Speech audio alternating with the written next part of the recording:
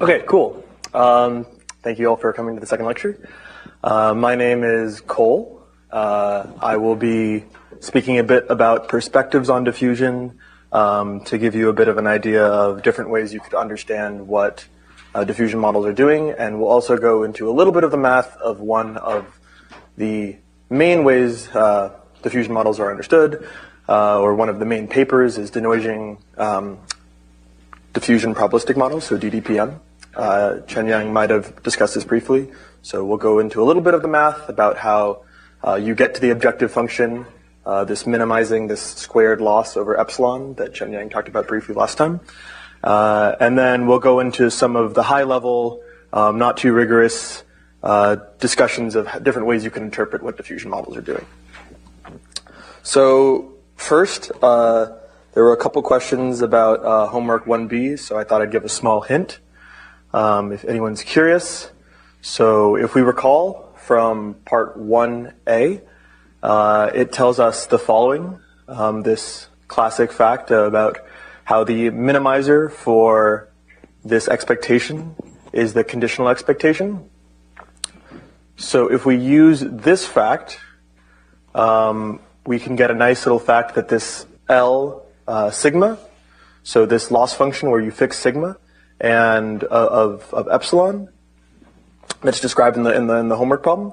The minimizer of this, we can do some pattern matching, and we get that it looks like something very similar from 1A.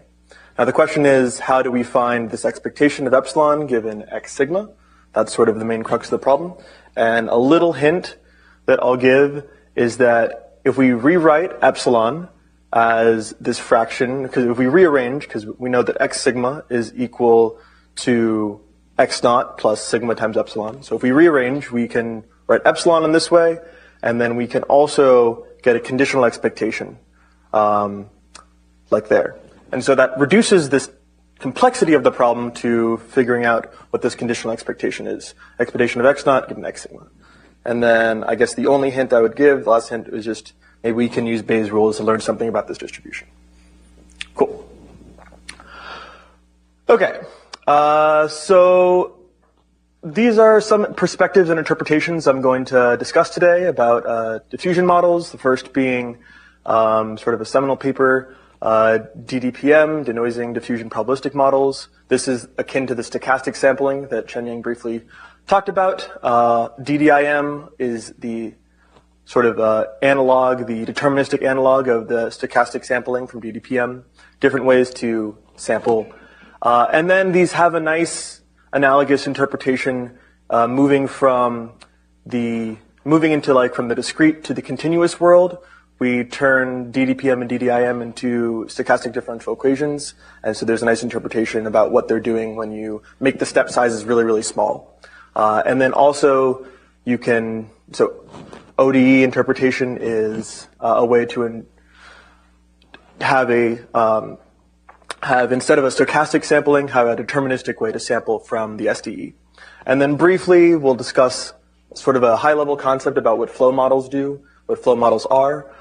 These can be a generalization, thought of a generalization as the ODE interpretation, number 4. If you want to learn more about anything from 3 to 5, I'd highly recommend taking the class at the end of the 2 weeks of intersession. That will go into a lot more detail about the math, about stochastic differential equations and flow matching and stuff like that. And then lastly, just like present a little bit of an idea about how you can think of diffusion models as autoregressive models. And so, yes, the goal of this lecture to introduce a bit of math and let you know what's out there. We'll start with a little bit more math, and then it'll sort of become very high level and less rigorous. So if we recall, when we're trying to train diffusion models, Chenyang had this really nice slide about we're learning this denoiser, epsilon theta. And we learn it when we have an x naught sampled from training data. We have some sigma, which is sampled from our training noise schedule, and we have an epsilon, which is a standard Gaussian. But I wanted to talk a little bit more about where this objective comes from. We had this nice interpretation of you're learning this reconstruction noise. So epsilon is kind of the amount of noise you've moved away from your original point. But really, how do we get to this objective is what I wanted to talk a little bit about today.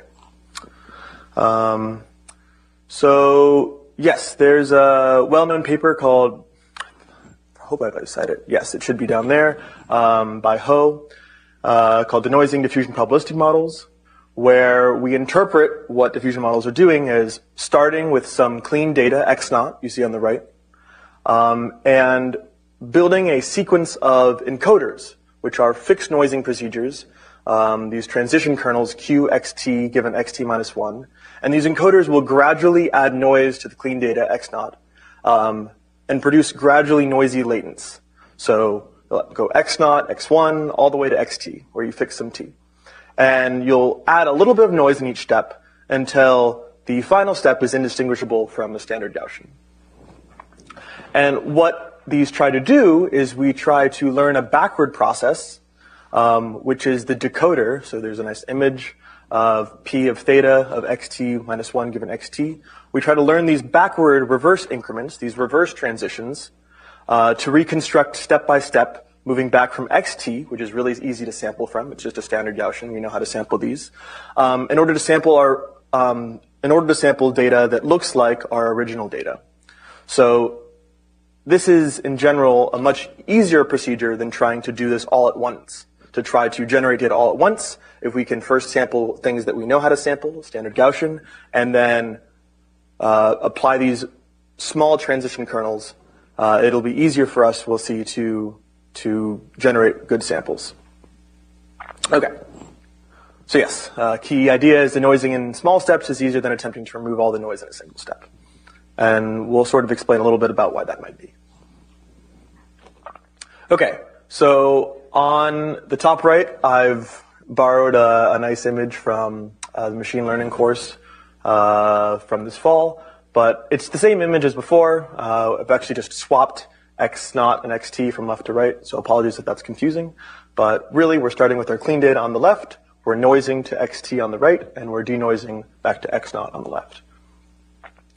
So what are these transition kernels Q? So what is the forward process? How do we define it?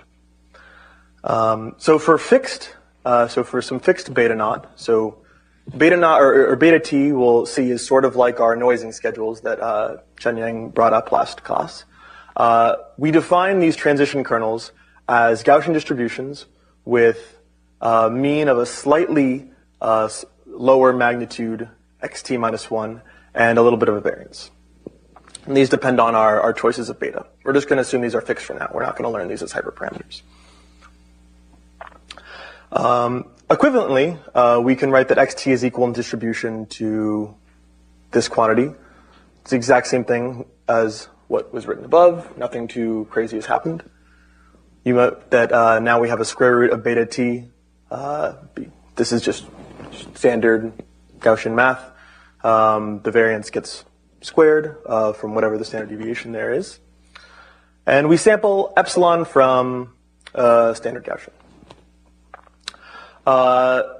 Interestingly, just with some very simple algebra, you find that we can actually write xt as equal in distribution to x naught, a sort of linear combination of x naught, and a standard Gaussian epsilon also. And the way we do this is you can just imagine unraveling this chain, and we get something that looks like this, where I think I've hopefully defined it. Okay, I have not defined alpha t. Alpha t bars are functions of beta t.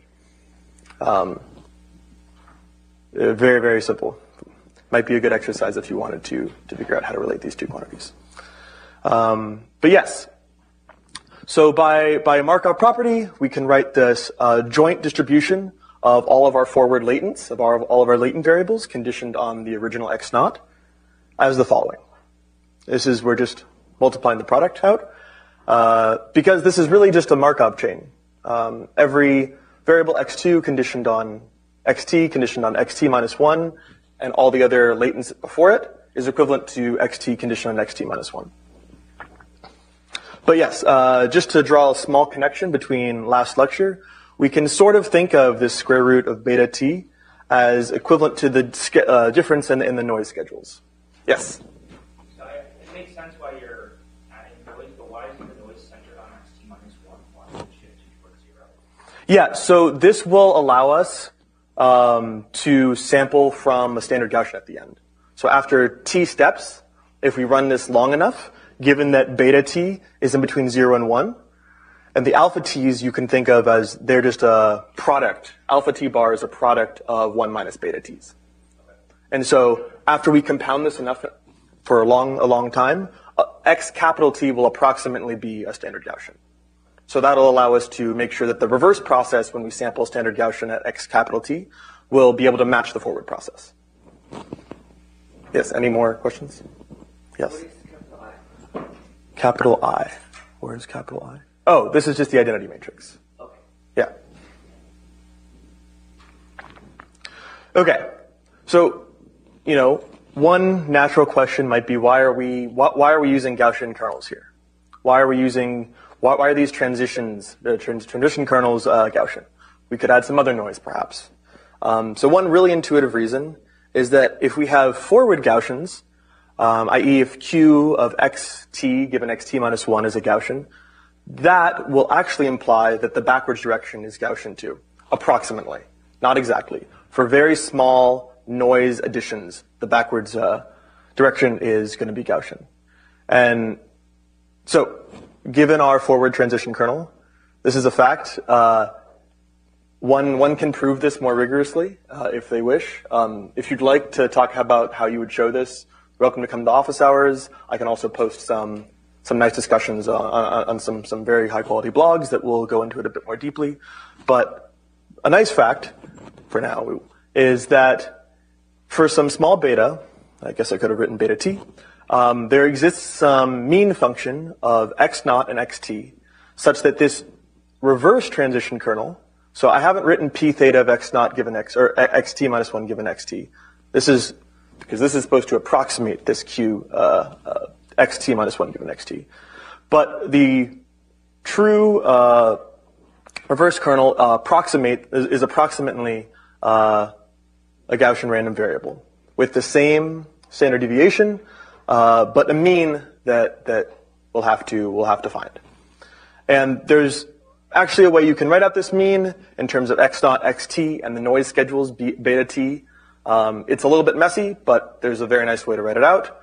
So essentially, if we know x0 and we know xt, we can figure out what these reverse transition kernels are going to be. So that's going to lead us to the backwards process. So for large t, as briefly mentioned, q of xt, this final latent variable, is going to be approximately a standard Gaussian. This is what will allow us to, when we're trying to construct data, sample from standard Gaussians. This is what lets us do this. So we have the following. So we have the joint distribution of our data and all of our latents together, just by a simple Bayes rule, is going to equal the distribution of our data and the distribution of all of our latents. So xt1 given or from xt1 to xt given xt. And then we can do a little rearranging to realize that this is also the distribution of xt times the product of the reverse transition kernels. Nothing too complicated here. And then, as we've said, for large t, q of xt is approximately a standard Gaussian. And for small enough beta, q of xt minus 1 given xt is approximately a normal random variable, where we still have this sort of annoying function mu of x dot and xt, but we don't have to know what that is just yet. We get approximately this distribution, which tells us that it's sufficient to take p theta are what we're going to learn as the reverse transition kernels, equal to a normal, where all we need to do is predict, or we need to figure out how to find mu of x dot and xt. So we're going to learn how to figure out, this is a deterministic function, I want to be clear. This is a deterministic function of x dot and xt. What we need to figure out a way to learn is x naught. Once we know x naught, we know xt, we can figure out mu. I just haven't written it up for ease of notation because it just gets kind of messy with all the beta t's and all the alpha t's. But think of this as known as a deterministic function of x dot and xt. So the difficult part is being able to learn a function to predict x naught as a function of xt and t. Okay.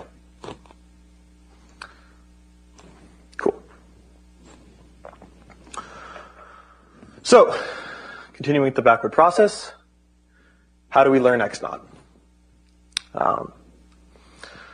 So we can recall that by unraveling this chain of xt as a function of xt minus 1 and epsilon, we can also describe xt as equal in distribution to this linear combination of x naught and epsilon, and some standard Gaussian. And if we rearrange this, we can rewrite x naught as a function of xt and epsilon, where again we're not going to be learning our hyperparameters alpha t's. Alpha t's are functions of beta t's. We're going to assume these are fixed for now. So what we've done is we've reduced the problem of predicting x naught to predicting epsilon, where epsilon now we're writing as a function of xt and t. Okay, stop me if this is a little confusing. But, okay, yes? To clarify, is epsilon not the Yuan vector from x to x or from x to x to? Good question. So every transition kernel, like every transition from xt minus 1 to xt, this is a bit of abusive notation, which is good to point out. Every transition from xt minus 1 to xt, you add a noise vector, epsilon. But these equalities here are really equalities in distribution. So they're not exactly like this epsilon here is just some standard normal that's been sampled. But if we remember, if we go back a little bit, hopefully I'll have it here, that this is an equality in distribution. So even though you're right, it's not the same epsilon, we can sample from xt instead of iteratively sampling one by one, drawing one epsilon, drawing t separate epsilons. We can sample from xt by equivalently drawing one epsilon and reweighting this way. And we get this equation by unraveling this. If it'd be helpful afterwards, I'm more than happy to talk about how we get from here to here. But it's just a bit of algebra and a bit of abusive notation, which I have here and here. But in reality, essentially, it draws on the fact that if we add two standard Gaussians, we add the variances, and it's equivalent in distribution to one standard Gaussian. So, oh, go ahead.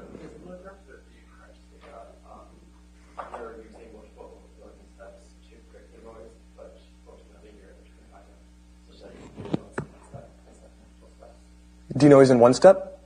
No. So denoising in one step is not going to be a good idea. We'll see why. But similar to a slide Chenyang had last class, where you sort of showed that you're kind of always predicting this conditional expectation of where your original point is. And if you try to denoise in one step, you'll end up sort of averaging out the different possible x naughts. So if I'm at a certain noisy distance and I have an image that's maybe starting to look like a cat, there could be like 100 cats that are likely for this image to be. And if I denoise in one step, I would end up taking the average of all those cats. But if I do little steps, then I move sort of more slowly, and then it's easier for me to get to a real image of one of those cats rather than doing it all at once. But what this is saying is we can noise in one step. But it's important to denoise in the little steps, because that's when we have this nice equivalence between the forward process and the backwards process both being Gaussians. If we have a large step in the reverse step, we're going to get a lot of error from approximating this reverse step as a Gaussian. But in small steps, when beta t is really, really small, yes, in small steps, when beta t is really for small beta, the reverse transition kernel is very close to a standard Gaussian. In large steps, we're going to have too much of an error. Yep. I saw also another hand, I think. Oh, I have basically the same question, but like for the forward process, we can think of the like new epsilon being like the combination of like all the vectors from like this clean image to like the final. Yes. Or you can think of this sampling, you can do the sampling procedure in many steps, or you can get an equivalent distributed, you can do a sampling procedure in one step, noising procedure in one step, by by just sampling one epsilon and taking a different weighted combination. Okay. So where were we? So we did this. Yeah, okay. So what I want to say here is that, yes, so the main crux of this problem is finding mu given xt and x naught. We don't know x naught, so we've reduced the problem to finding x naught. Now, we've reduced the problem of finding x naught up there to the problem of predicting this noise epsilon, given xt and t. So what is the equivalent amount of noise we would add from x naught to get to xt? This is what this is. This is what epsilon hat of xt and t is. And to write out the full, what this really equals, it's a little bit messy, but just want to show you that there is a nice way, once we know epsilon hat, there's a sort of one-to-one correspondence between epsilon hat and x naught. Does it make sense why there's a one-to-one correspondence between epsilon hat and epsilon x naught given, epsilon hat and x naught given xt and t? If I'm able to know epsilon, the amount of noise I've added to get to xt, that's equivalent to being able to know x naught. It's just the difference. Cool. Yeah, I just wanted to write out that this is a nice expression that we have, but really the crux of the difficulty in this is how we predict epsilon hat. Once we predict epsilon hat, we have a good approximation for mu. Once we have mu, we have a way to sample in these inverse transition kernels, reverse transition kernels. Yes? Please.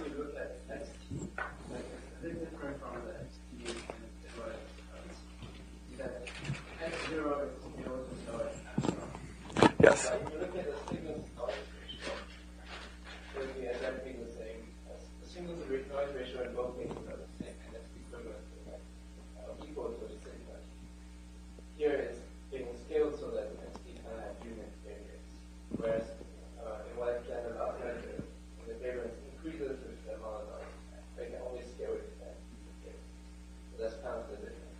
Yeah, I think it's just a scaling fact. I think Chenyang had a slide where you mentioned that sigma can get very large.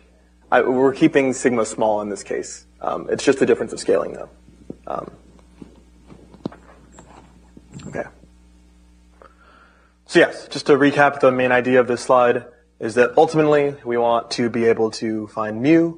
That problem can reduce to figuring out, to giving a good approximation of x naught. And getting an approximation of x naught can be reduced to getting an approximation of epsilon, given xt and t. So given some noised image and knowing at what point this noise image occurred, predicting what the noise was that got it there. That's the crux of the problem. And so this lends the loss that we saw from last lecture. This is a bit of a motivation for why we get this squared loss here. And then, of course, as in an earlier slide, we sample, instead of sampling, so the earlier slide would be here.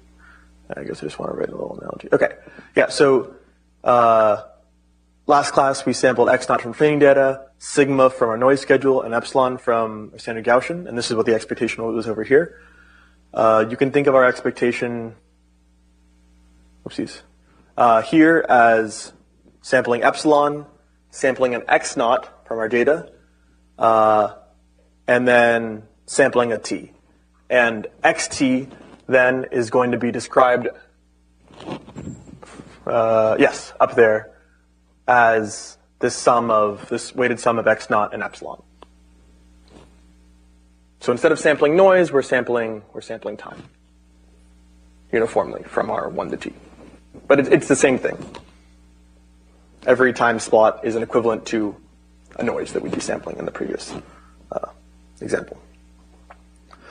So just wanted to make a small connection to score matching, if that is something familiar that you guys might have heard before. So just to recap again, or just to go back, we have x naught is equal to this quantity, just by rearranging what we have on the second line there. That's all we've done. So once we have a good way to approximate epsilon, we have a good way to approximate x naught.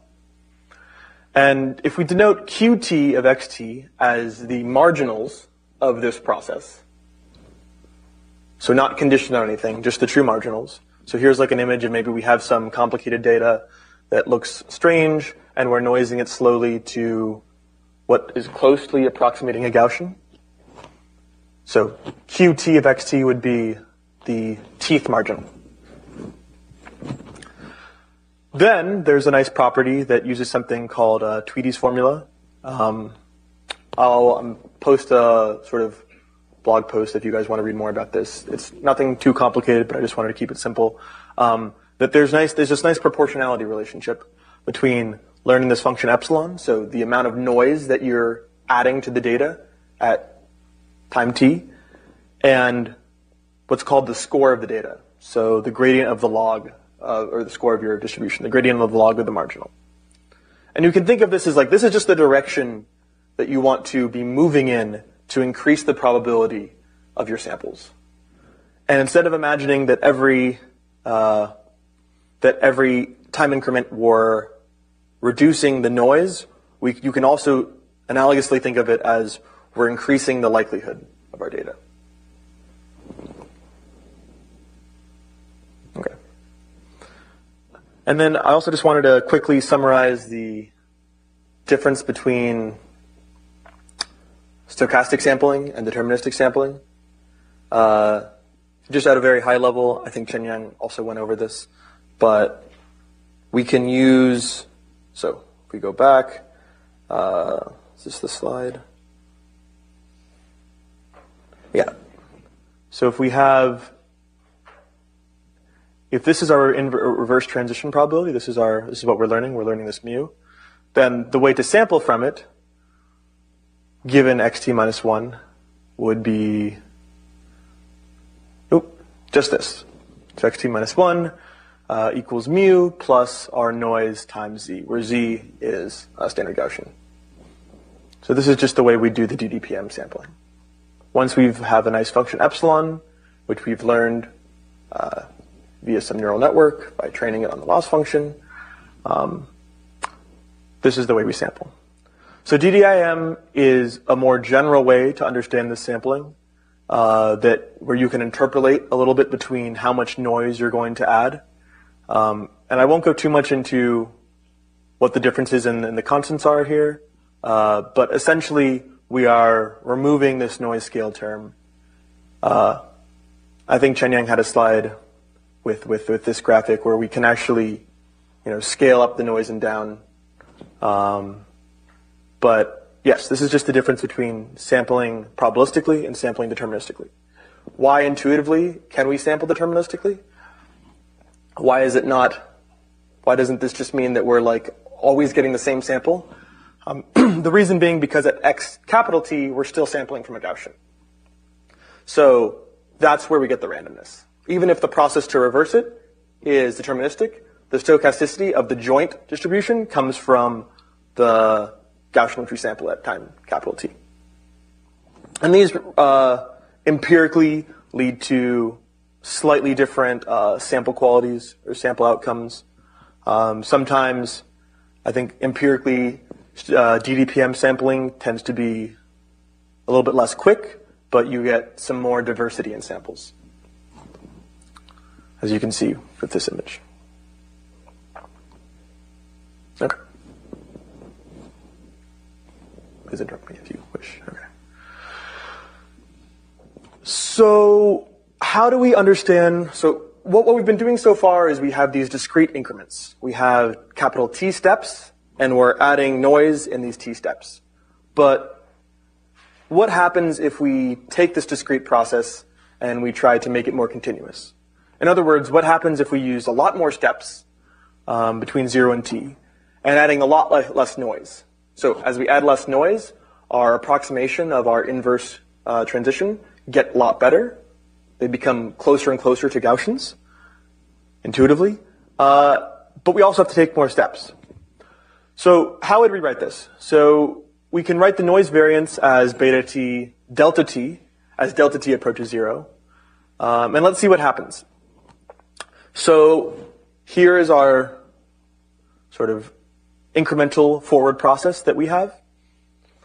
And if we rearrange, we get the difference between xt and xt minus 1 equal this weighted sum of xt minus 1 and epsilon, where epsilon is a standard Gaussian. But now these weighted sums have constants which are also shrinking as a function of delta t.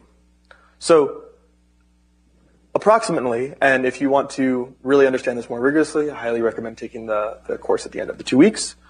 But approximately as we shrink t more and more and we take a limit, we arrive at a stochastic differential equation, so an SDE, where described as this. So dw is Brownian motion. This is what happens when we take root t epsilon, where epsilon is a standard Gaussian, and we take the limit of it as it goes to 0. We get this differential. And this is what we get. And if stochastic differential equations are new to you or unfamiliar, you can think of them as an ODE, so ordinary differential equation with some added randomness, with a Gaussian process that might be weighted in some way. I think I have an image about what this looks like here. Yeah. So as we have this delta t approaching 0, we get something that looks more and more like this in the reverse process, where this image is supposed to describe as sort of more complicated distribution on the right.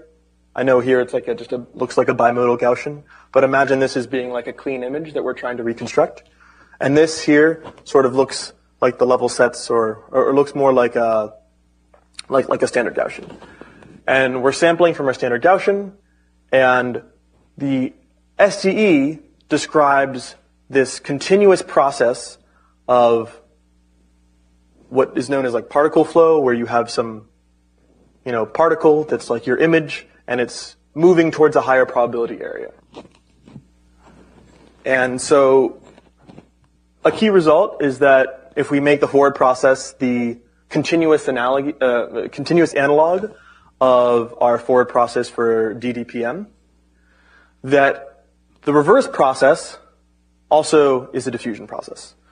What does that mean? The reverse process looks like this, where, so in like a SDE literature, this is called the drift term. So this first term. The drift term in our forward process only depends on our beta of t, so these schedules. But the drift term on our reverse process, which is the main thing we need to learn, is now a function of beta of t, things we know, but also, and this is just, again, like high level, is a function of our score function. So this makes us believe that, okay, if we can predict our score function, if we can find our score function here, then that's going to be sufficient to reversing this SDE. So running this stochastic process backward in time. So in the same way we add like small little Gaussian noise increments all the way, we're taking clean images to noisy images, or to a noisy Gaussian. If we make this process continuous, we can imagine our images sort of like naturally flowing from a clean image to a noisy image. And then learning the score function here is going to be sufficient to being able to reverse this process, this continuous process. So score comes up again here.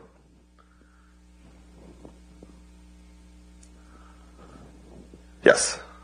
So from an implementation perspective, I assume you have to discretize. Yes.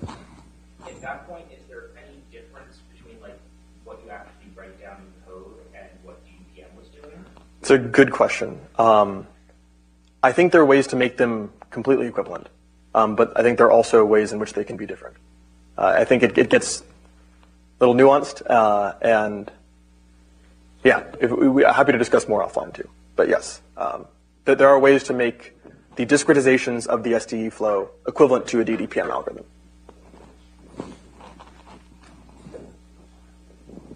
Okay, so in the same way that we were able to take this reverse process in DDPM, the stochastic sampling procedure, and construct a deterministic sampling procedure, we can do something similar where we take a stochastic differential equation, the reverse process of our forward SDE, which is an SDE, and we create an ordinary differential equation.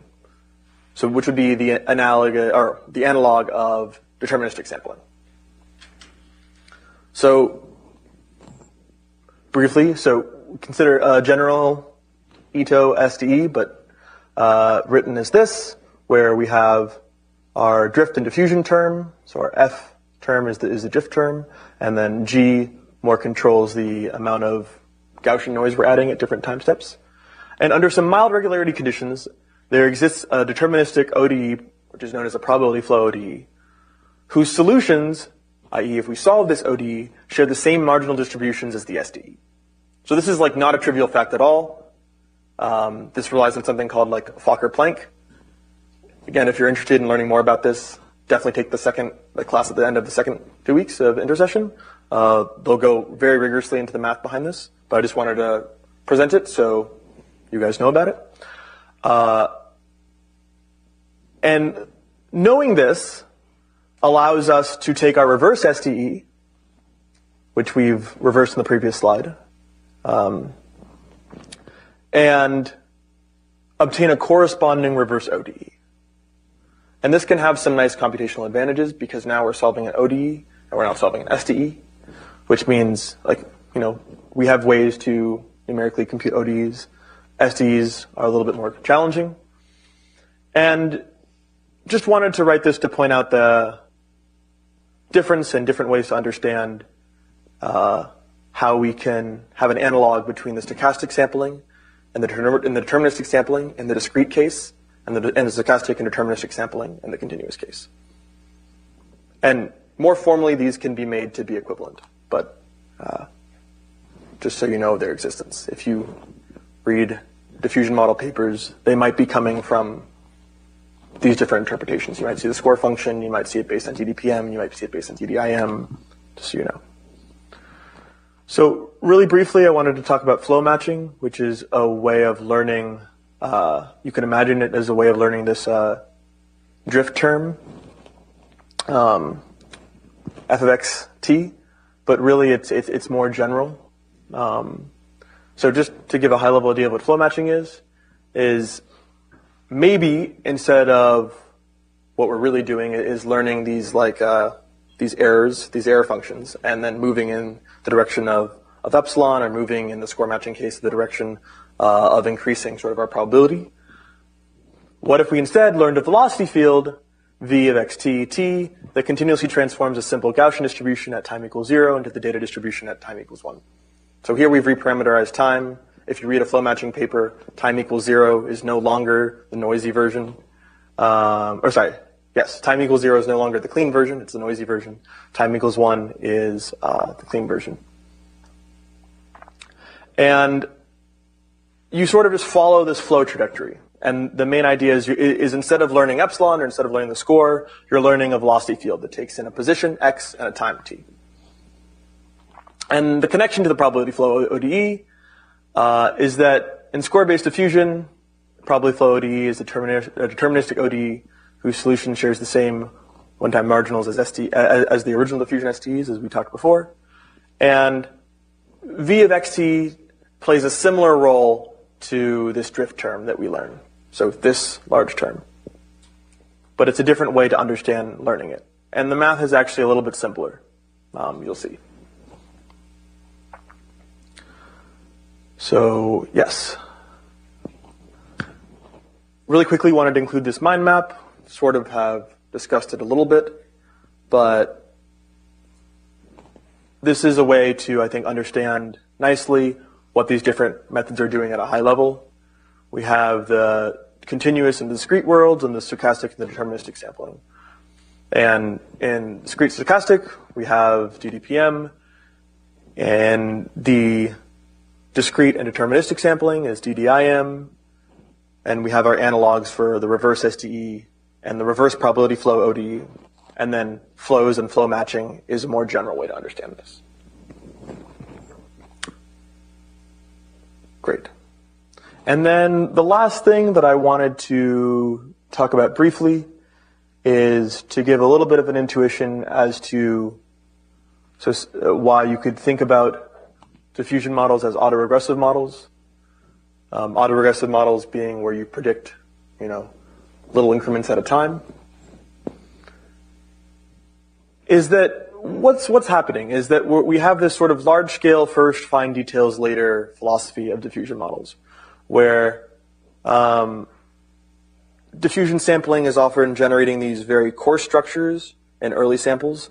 So if you see these images where you go from noise to, pictures of dogs or cats, the early images in this process have like the general low frequency features of your images, the shapes of the animals, where the animals are in the frame. And then as you go closer and closer, you're generating much more high frequency data. You're sort of filling in the details. And you're doing this in like iterative steps. And so a way to understand this in sort of the frequency domain is that sampling is really building up frequencies from low to high. And this is akin to how autoregressive models generate data step by step in the pixel space. So they're generating maybe high-level features in the beginning, low-level features in the beginning, and then as you go on, more and more high-level features. And there's ways to sort of envision this as maybe if you have a convolutional neural network or something that you're learning maybe large structures earlier on, and then you're learning finer structures as you go on. But I will post a few resources that you guys can look at if you want to dive in deeper into any of these interpretations. But yes, for today, this is what I wanted to go over, these high-level ways of how to understand diffusion models, ways in which you might see them if you read the literature. And yeah, feel free to ping some questions at me, talk offline, all the above. So, thanks. Oh yes, and look out for an email about the survey for today's lecture, and with a bit of questions from what we discussed.